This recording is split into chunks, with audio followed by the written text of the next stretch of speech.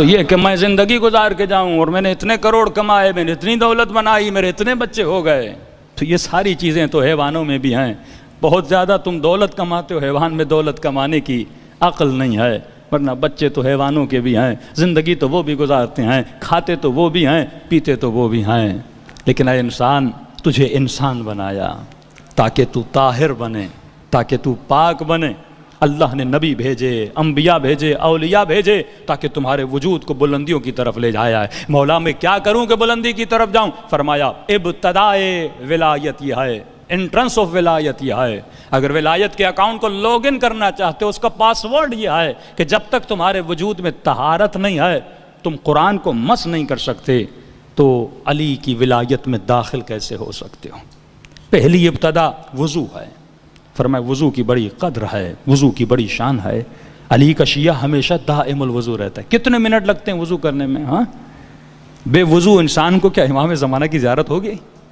ہاں، مولا کی زیارت تو کبھی بھی ہو سکتی ہے، تو مجھے تو تیار رہنا چاہیے نا مولا کی زیارت کے لیے۔ تو اگر میں بے وضو رہوں گا تو مولا کی زیارت کیسے ہوگی؟ تو بچوں کو بچپن سے سکھا لیجئے وضو کرنا کتنا مشکل ہے، 2 منٹ لگتے ہیں۔ تو ابتدائے طہارت وضو ہے۔ فرمایا وضو کرنے کے بعد جب پابند وضو ہو گئے، اب دوسرا اسٹیج یہ ہے کہ تم اپنے اعضاء کو پاک رکھو۔ اے جوان، اے مجلسوں میں آنے والے، کل میں نے کہا ان آنکھوں کو پاک رکھا کرو۔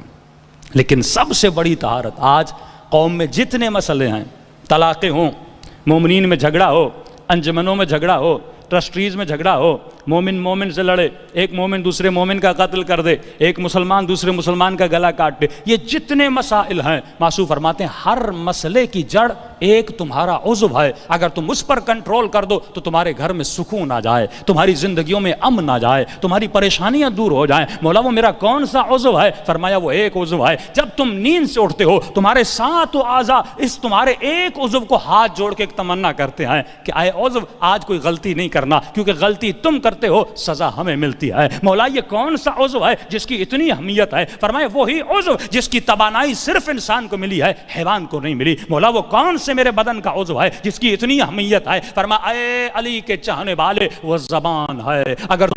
اگر تول کرو گے جھگڑے ختم ہو جائیں گے۔ 18 گناہان کبیرہ زبان سے ہوتے ہیں، 9 گناہان صغیرہ زبان سے ہوتے ہیں۔ شرک انسان زبان سے کرتا ہے، کفر انسان زبان سے بکتا ہے، تہمت انسان زبان سے لگتا ہے، لوگوں کی عزتیں زبان سے پامال ہوتی ہیں، لوگوں میں جھگڑے زبان سے کرواتا ہے، میاں بیوی میں طلاقیں زبان کی وجہ سے ہوتی ہیں، کسی کا قتل زبان کی وجہ سے ہو جاتا ہے، فتنے فسادات ساری اس کی جڑ کیا ہے؟ زبان کی وجہ سے ہے۔ فرمایا جس کا اپنی زبان پر کنٹرول نہیں ہے یہ علی کا چاہنے والا نہیں ہو سکتا، یہ اللہ کی ولایت میں داخل ہونے کی قابلیت نہیں رکھتا۔ یہ زبان ہے جو انسان کو فسادی بناتی ہے، یہ زبان ہے جو انسان کو بدبخت بنا دیتی ہے۔ اگر تو زبان پر کنٹرول نہ کرے، اب مولا کے جملے سنیے، امام فرماتے بے وقوفوں کی کچھ نشانیاں ہیں، علی والا عقل مند ہوتا ہے، بے وقوف نہیں ہوتا۔ اگر عقل مند بننا ہے تو علی جیسی صفات کو پیدا کرنا ہوگا، ورنہ بے وقوف تو کائنات میں بہت گھوم رہے ہیں۔ دنیا کو دیکھ کر اپنے کردار کو نہ بنایا کرو، بلکہ علی کے کردار کو دیکھ کر اپنے کردار کو سنوارا کرو۔ مولا کیا کروں؟ فرمایا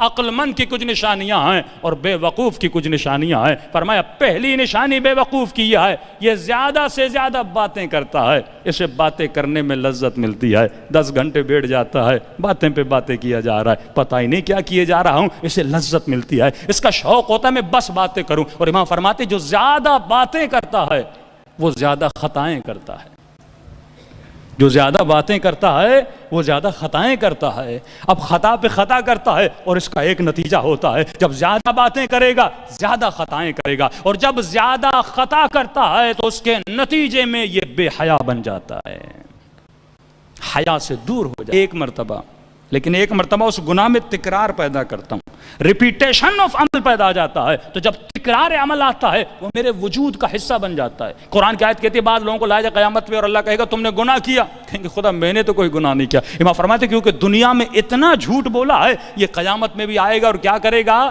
جھوٹ بولے گا۔ تو تکرار عمل یعنی زیادہ گناہ کرے گا، زیادہ خطا کرے گا، اس کے نتیجے میں کیا ہو جائے گا؟ یہ بے حیا ہو جائے گا۔ اور مولا فرماتے ہیں جو بے حیا ہو جاتا ہے خدا اس کے وجود سے تقوی کو نکال دیتا ہے، اور جس کے وجود سے تقوی نکل جاتی ہے سب سے بڑا عذاب خدا یہ ہے، خدا اس کے دل کو مردہ بنا دیتا ہے، اور جب دل مردہ ہو جاتا ہے اب اس دل پر حسین کی باتوں کا اثر نہیں ہوتا۔